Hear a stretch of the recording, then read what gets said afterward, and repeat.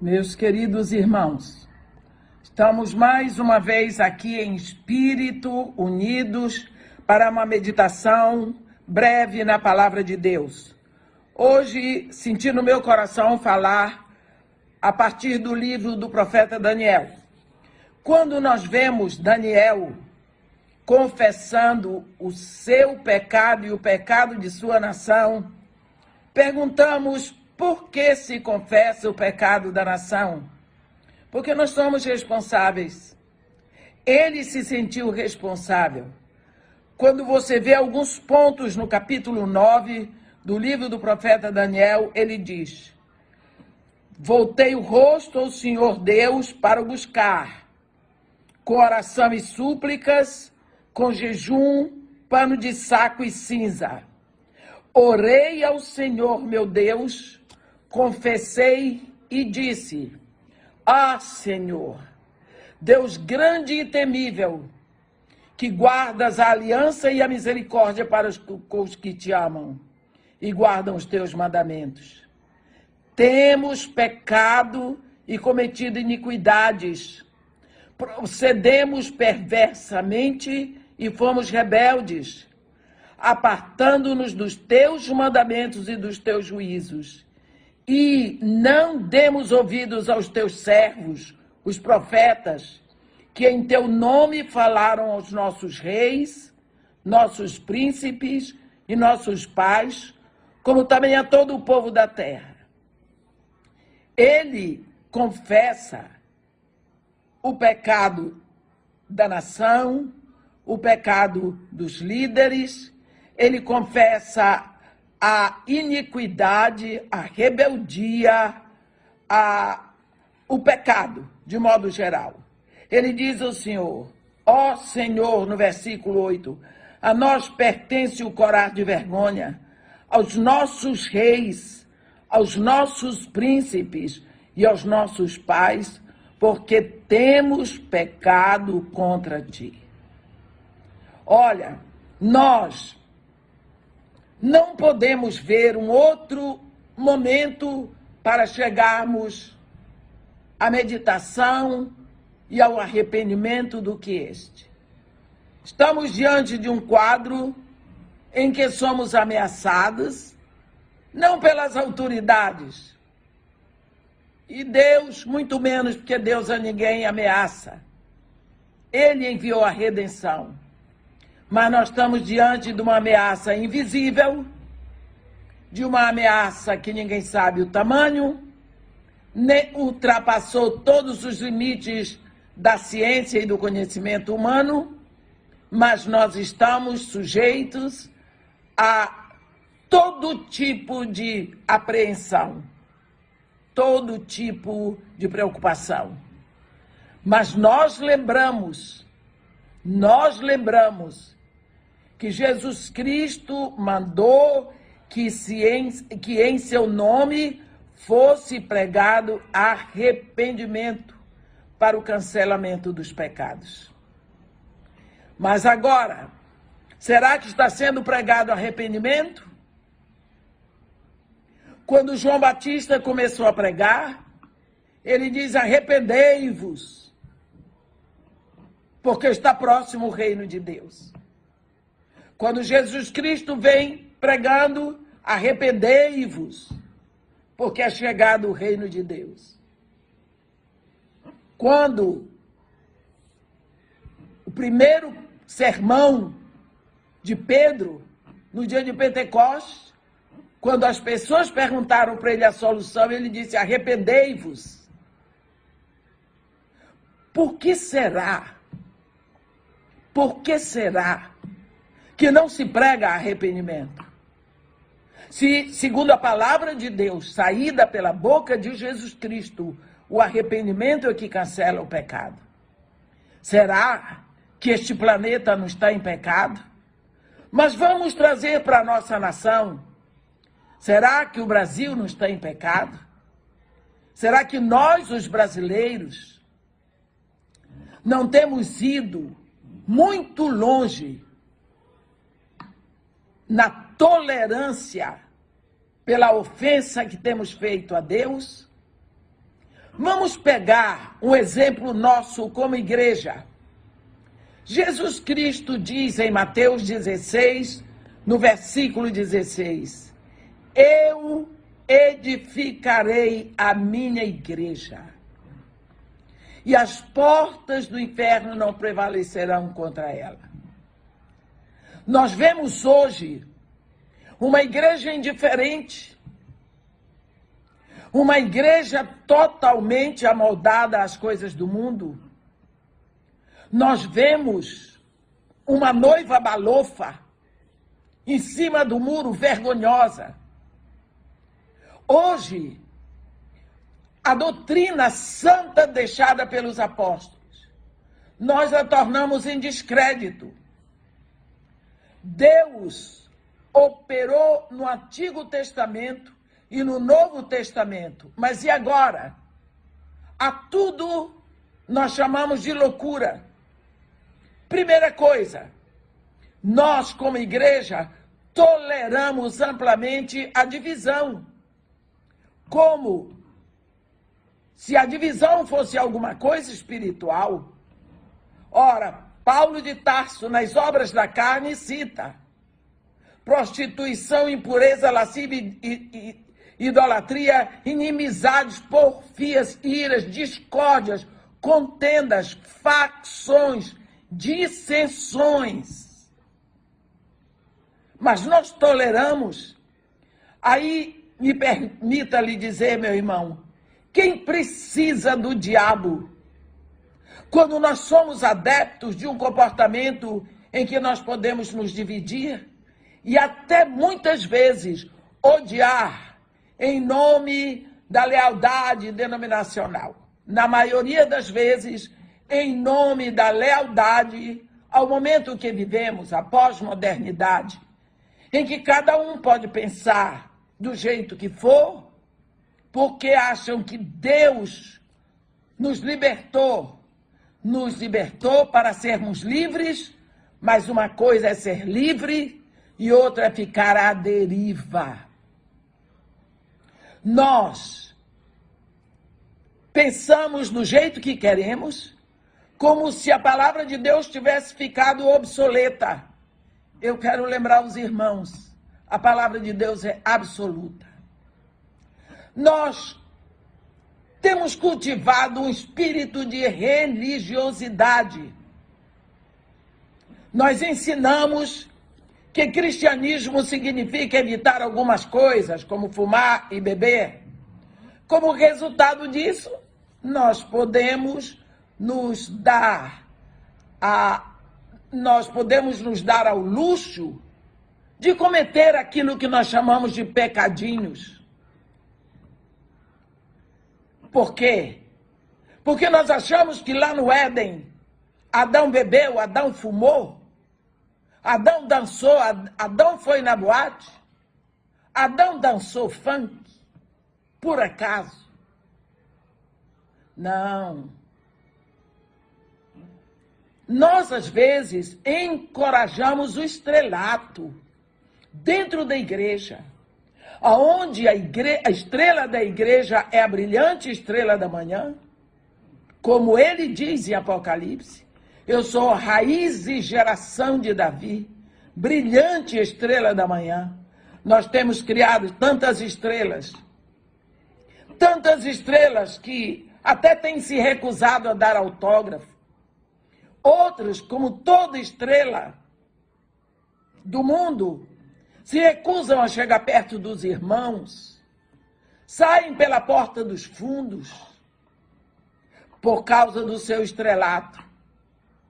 Consequentemente, alguns dos nossos pregadores pararam de buscar o modelo de servos e esqueceram que Jesus lavou os pés dos seus discípulos e montou num jumento. Quantas vezes nós temos visto, e por favor não olhe para mim com o rosto de quem nunca viu, tantas mulheres hoje serem levantadas para o serviço no reino de Deus. E elas sobem ao púlpito e transformam o carisma pela sedução. E precisam exibir as melhores bolsas, os mais caros sapatos e bolsas. Por quê? Por causa do estrelismo. Quantas vezes nós temos tolerado que, em vez de se ministrar a adoração, aceitemos pessoas que cantam, mas que não adoram? E quantas vezes eu tenho visto a pessoa cantando lá na frente com uma voz, às vezes até desafinada, porque não se deu o trabalho de fazer uma escola superior de música.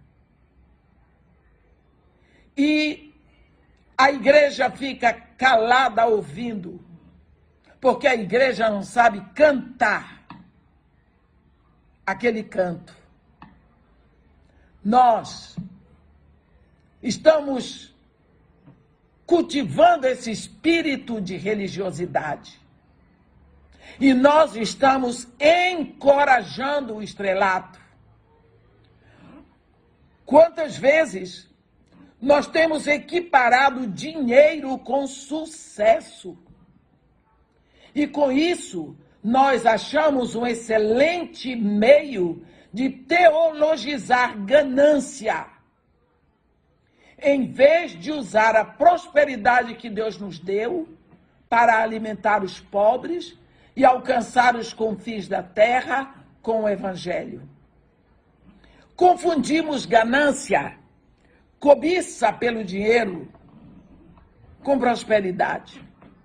Quando Deus deu a Josué o método da prosperidade, ele disse para Josué: não te apartes do livro da lei, antes medita nele de dia e de noite, para que faças prosperar o teu caminho, para que sejas bem-sucedido.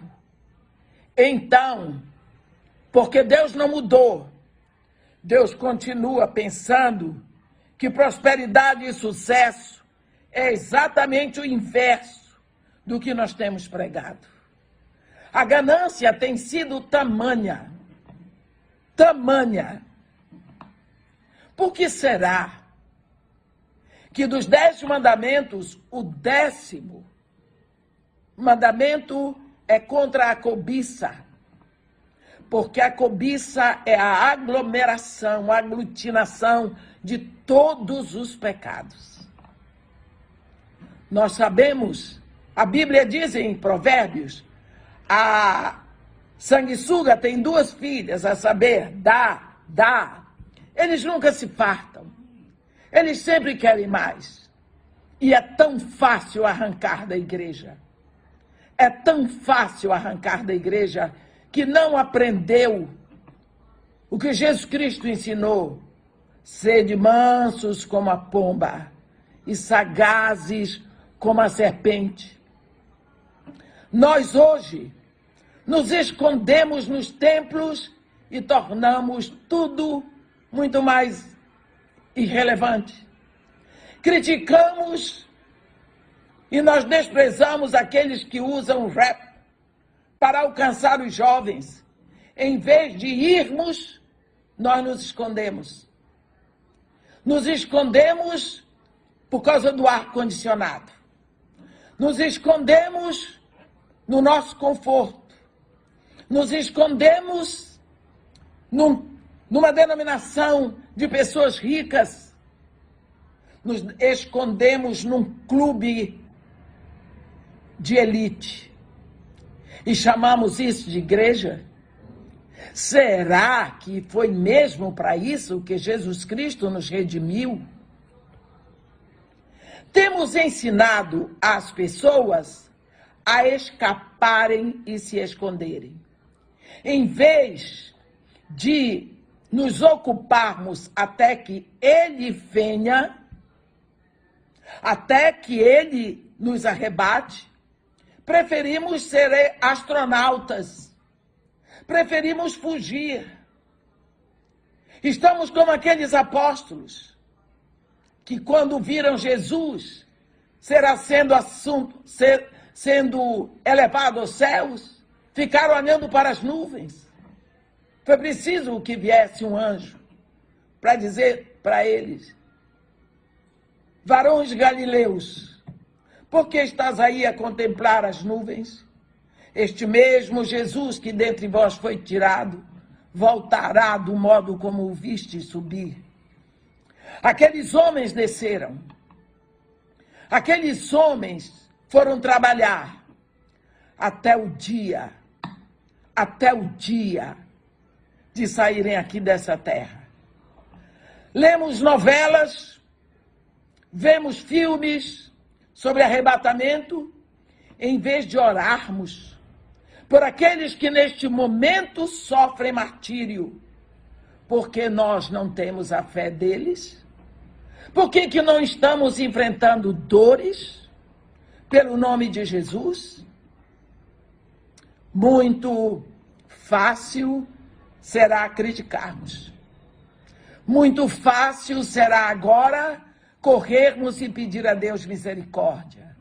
Nós, o Brasil, nós colocamos a figura do Filho de Deus na cruz sangrando e o botamos num carro alegórico, todo mundo dançando em volta e ele sangrando, enquanto todos batiam palma e diziam que aquilo ali era arte. Nós, ano passado, suportamos ver a supremacia do diabo sobre Jesus em mais uma das suas mentiras, desfilando pelas praças também, no carnaval. Nós colocamos Jesus como impuro nas passeatas dos gays. Nós temos ido longe demais. Nós precisamos, neste momento, meus irmãos, orarmos, em vez de pedirmos a Deus que nos livre desse vírus, desse querubim maldito, nós temos que pedir a Deus que derrame sobre nós o espírito de arrependimento. Precisamos nos arrepender como igreja, precisamos nos arrepender como nação, precisamos nos arrepender como planeta Terra. Quando nós vemos o profeta gritando, profeta Jeremias, terra, terra, terra, ouve a palavra do Senhor. Nós temos ouvido tudo o que vem de maligno.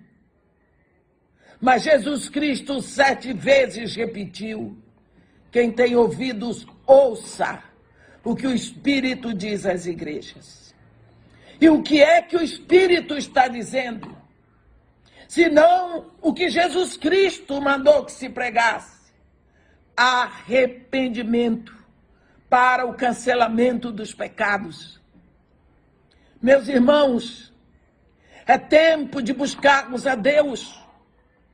Como diz o profeta Daniel, voltei o rosto ao Senhor para o buscar com oração e súplicas, com jejum e panos de saco e cinza, em arrependimento, confessando os nossos pecados, confessando os pecados da igreja, confessando o pecado dos nossos líderes, confessando o pecado da nação.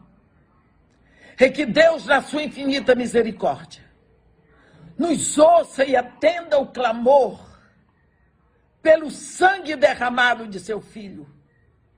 Em nome de Jesus, derrame um espírito de arrependimento e que, enfim, o seu nome seja glorificado nessa nação. E que em choro e em pranto busquemos ao Senhor enquanto o podemos achar. E o que o invoquemos enquanto está perto. Que Deus nos abençoe e nos guarde. Que faça resplandecer o seu rosto sobre nós. E que tenha misericórdia de todos nós. Um grande abraço, irmãos. Amém.